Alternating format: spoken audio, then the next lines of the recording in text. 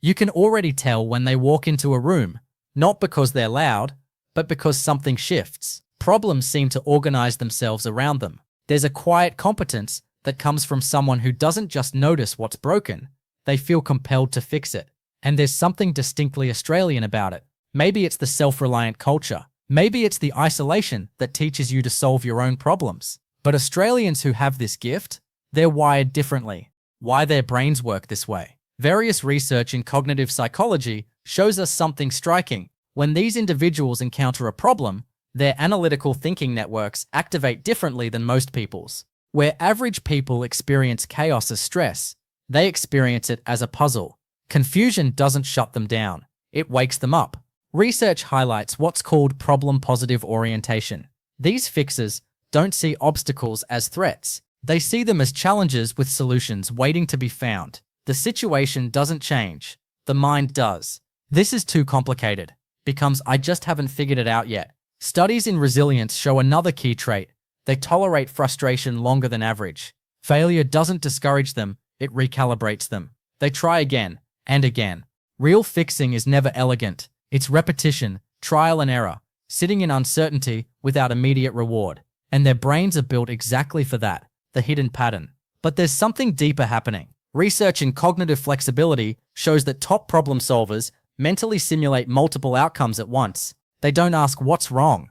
They ask what else could this become? That shifts everything. They're not locked into one reality. They pivot fast, reframe failures as data, and learn from broken systems. For Australians specifically, culture plays a role. Self-reliance, mateship, having a go at things yourself. It shapes how your brain develops. When you grow up fixing your own problems, solving your own challenges, your neural pathways literally strengthen around analytical thinking.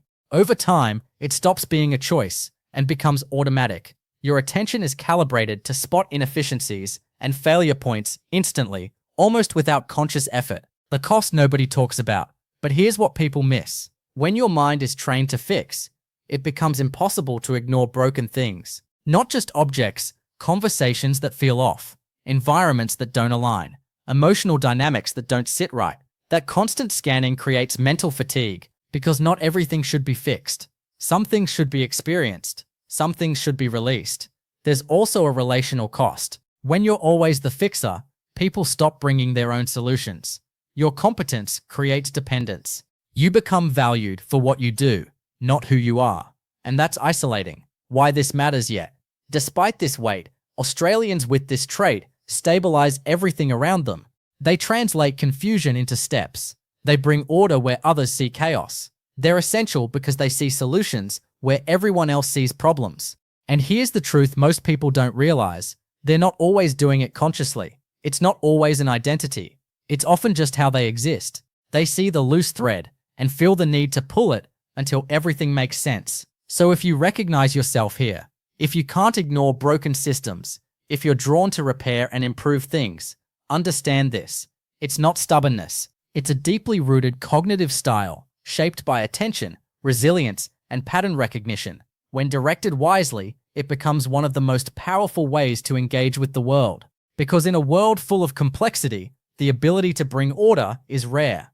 And that's why people like this quietly keep everything together. Thanks for watching. If you found this valuable and want to understand the psychology behind human behavior, subscribe.